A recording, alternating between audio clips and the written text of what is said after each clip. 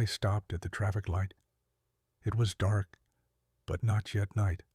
I've always liked autumn, even now as I sit in my car, warm and cozy, while outside. Oh, what's outside? The wind howls. There's dampness and mold, and the rain is as constant as my motivation to work, which comes and goes. Here I am, in my car, in a warm seat, something playing on the radio, warm air swirling inside, dispersing the bluish smoke from a smoldering cigarette. Beautiful. But even more important, everyone else is headed home. It's 6 o'clock.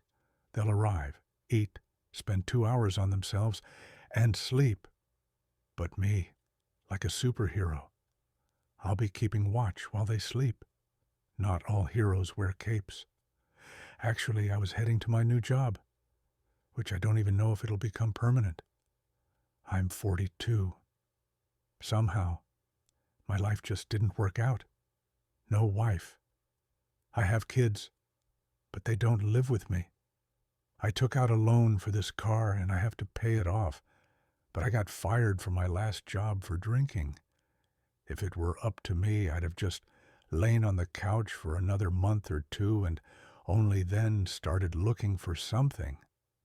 But the bank wants its money every month, so I was looking for something easy.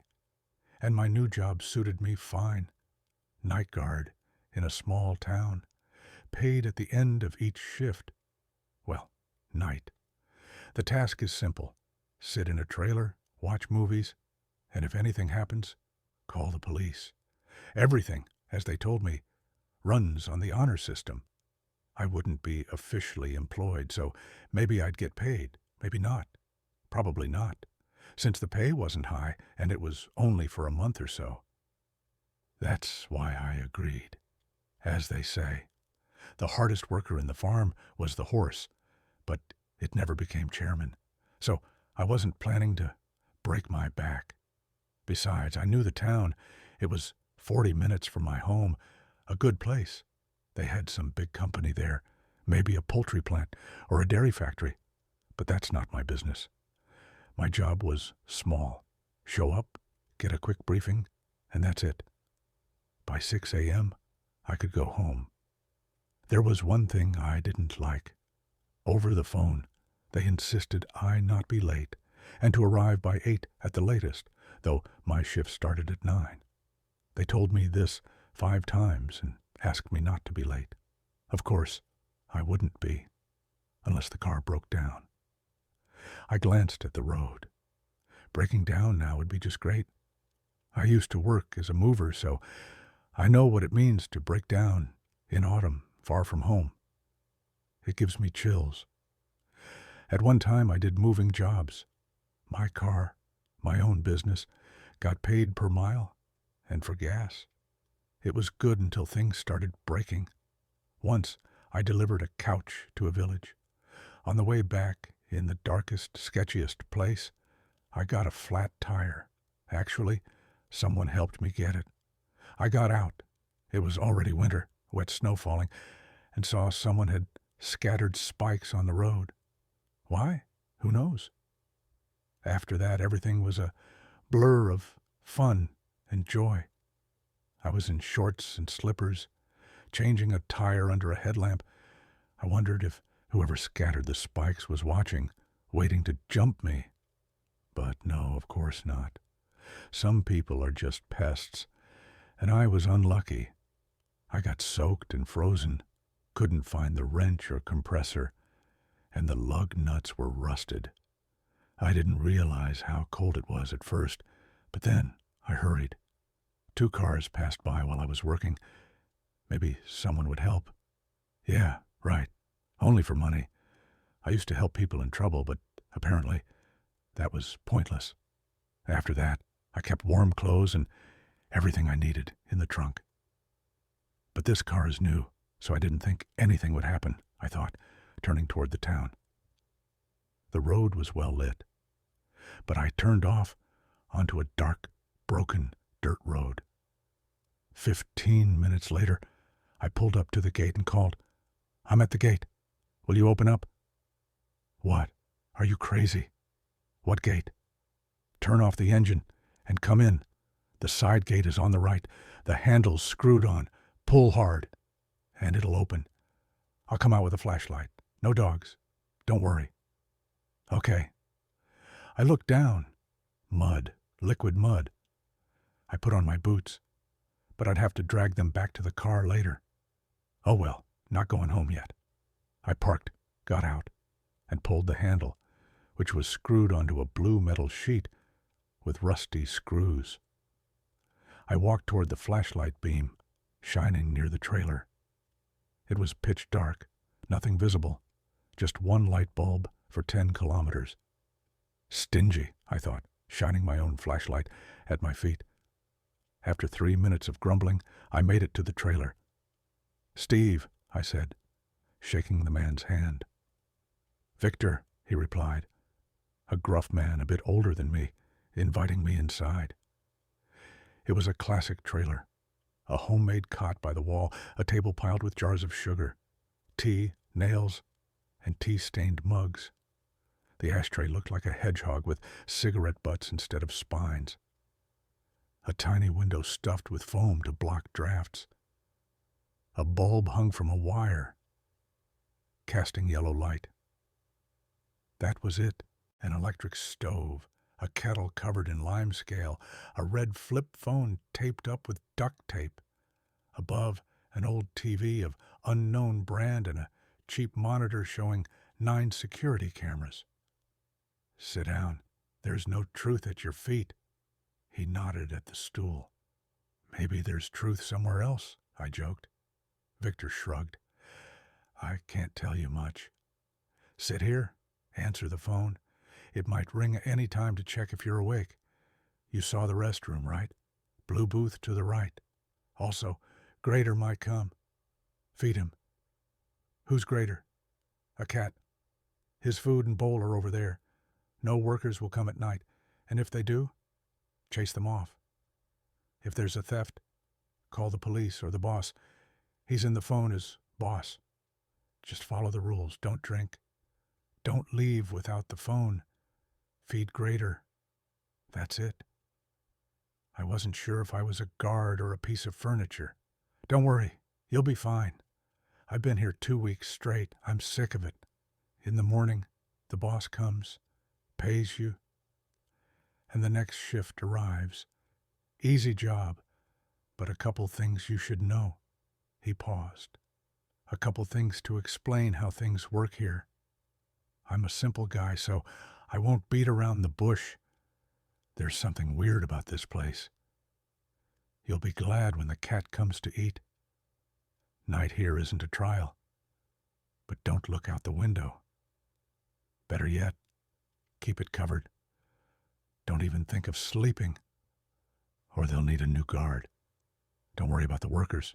They won't come, and if anyone does, they probably won't leave. Listen, Steve, remember this. First rule, don't look out the window, and don't shine your flashlight out there. Sometimes it feels like someone's standing right outside, watching. You think you're alone, but you're not. If you shine your flashlight, fear hits you so hard you almost lose control. There's no one there, of course, but the feeling you're flirting with the supernatural doesn't go away. Second, you can go to the restroom, stretch your legs, whatever, but by 11, lock the door. It's easier to destroy the trailer than break that lock. After 11, don't go outside. Wait until morning. Step out at night, and you might not come back. Third, when Grader comes, he always meows at the door. Let him in, but don't go out yourself. The cat won't come if it's close by.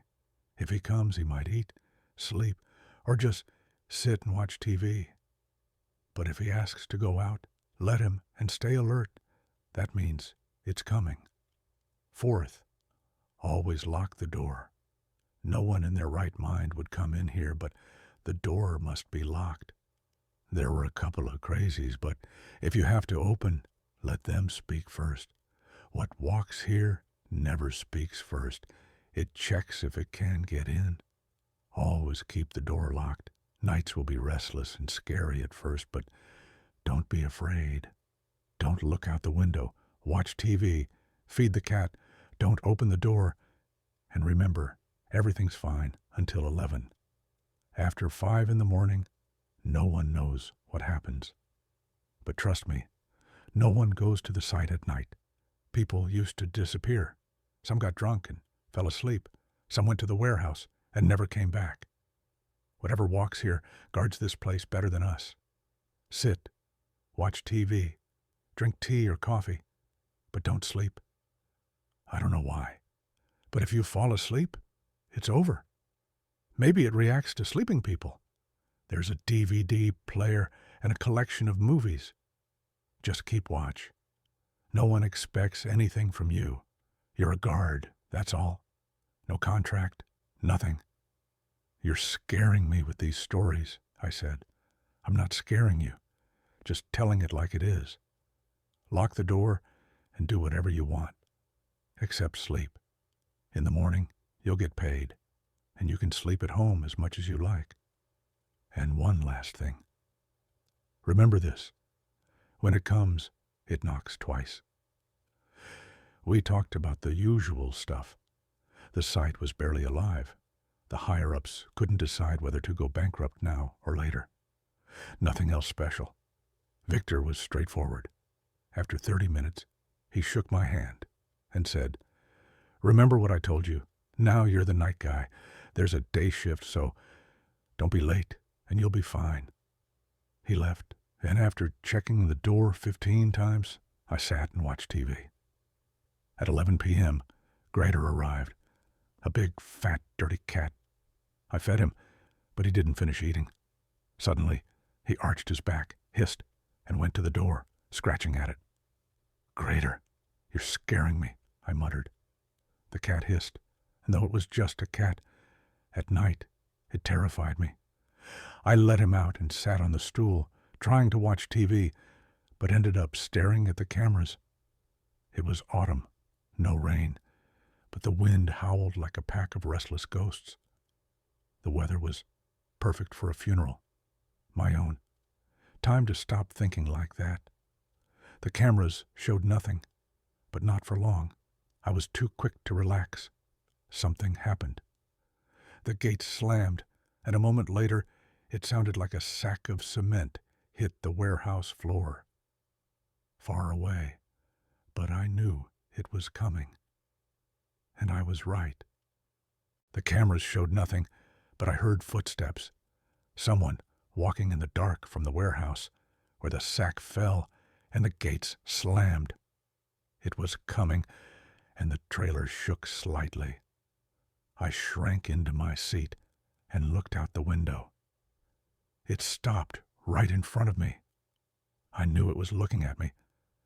I forced myself to look at the cameras. No one, of course, but my gut screamed, "It's there!" 10 seconds passed. It moved slowly to the door. My vision darkened as it stood outside, waiting.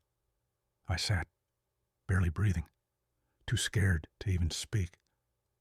I didn't see it, but I felt the supernatural terror pressing down on me. It stood for half a minute, then pulled the door. It was locked, of course. Then, walking through the mud, it went back to the warehouses. The cameras still showed nothing. The rest of the night was quiet. I didn't sleep. My hair only stopped standing on end an hour after that thing left. I still felt its presence, indirectly, like I was being watched. Footsteps that may or may not have been there, the wind howling like restless souls. Sometimes dogs in the town would start barking for no reason. I had plenty to scare myself with, but mostly the night was calm. In the morning, I met the boss and my replacement. I'd say I met the money too, but I already knew what it looked like. I shared my thoughts about the nightmare, and to my surprise, the boss and my replacement said something different from Victor. They claimed people just quit, and the replacement insisted There was nothing supernatural, though he'd heard stories. It was like they lived in another world, where the sun tickles your bald head and fat bumblebees sleep in flowers from too much nectar. For me, it was dissonance. I might have seemed crazy, but I knew what I'd seen and heard. My point was confirmed indirectly. One of the workers slapped me on the back and said, "Lucky you, you'll live," and walked on. That evening, I explained everything to myself. Now I was a night owl, fluttering over the site, feeding greater, and letting out a bad smell whenever I heard footsteps. I explained it all away. Technically, if you think about it, maybe it was just the cat hissing. After all, it's just a cat, and I'm a person. Should I expect more from a cat? Footsteps. Well, the cameras didn't see anything, and even if someone was there, even if it was the devil himself, the devil's not regular. But the bank loan is very real. If I don't pay, the bank will send collectors, and they'll make my life hell. Still, if I could just last 2 more days, or better yet 5, then I could leave. But where to go? Honestly, I was lucky to get this job. While I waited for paperwork and pay, I had to pay bills. I'd have to stay for a month, then find something else. As I spread cream cheese on toast and topped it with sausage, I tried to be rational. What's wrong, really? I asked myself. Nothing, I answered. Sure, the fear and horror, but that's just a feeling. If I'd had headphones on and listened to music, I wouldn't have noticed anything. That's what I'll do, I told myself. This whole dialogue was a circus for myself. I didn't just know it was there. I was sure, as sure as I had hands, for now, and that it was real. I didn't want to go back, but what else could I do? How would I pay the bills? I convinced myself, knowing I'd regret it. I arrived, went to the trailer. My replacement was drinking tea. "You're nuts," he said first thing. "What do you mean?" "Don't tell the boss about this. It's an easy gig. Don't think the weird stuff only happens at night. It happens during the day, too. I've worked a week of nights, and the boss knows about the thing, but don't make a fuss or you'll lose the job. This work is pointless. And don't look at me like that. I'm just trying to help you, and myself. Don't worry about the night. I did a week, and by the 5th day, I hated the door. That's why I switched to days. Less pay, but at least I'm with people. Night's not for me. I'm a bit off in the head. Did you see the thing that walks? No, no one's seen it. Those who did disappeared. Workers used to get drunk and sleep, but they're gone now. They saw it, but they won't tell you. Yesterday, I thought I'd die. I sat there feeling the weirdness nearby. Greider senses it in advance. Did they tell you about him? Yeah. Did they tell you that if the cat doesn't meow, don't let him in? Wait. What? The cat always meows? Yeah, he has to meow. Not hiss or growl. Just meow. There's a difference. The thing in the dark can pretend to be anything, but it can't speak. Never starts first. So it pretends to be the cat. Scratches. Hisses. If you let it in, you're done. You sure you let in the real cat? I think so. He scared me, didn't finish eating, then ran off. I think it was the real cat. I hope so. Don't worry. If you're still here, it was fine. Damn, if not for the money, I'd have quit. How long have you worked here? About half a year. I started on nights, but after a week, switched to days. It's a cushy job. No responsibility. Just sit. And during the day, nothing weird happens. Anyway, I'm off. Sit tight. Keep watch. Don't freak out. We'll get through it, right?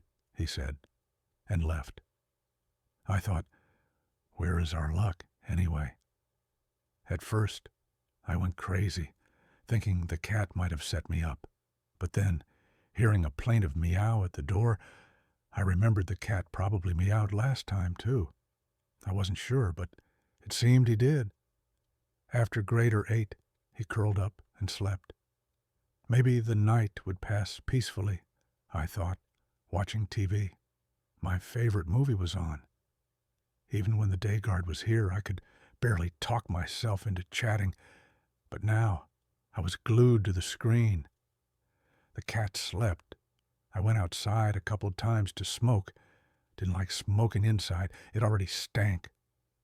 After the first movie, the second started. I glanced at Grader.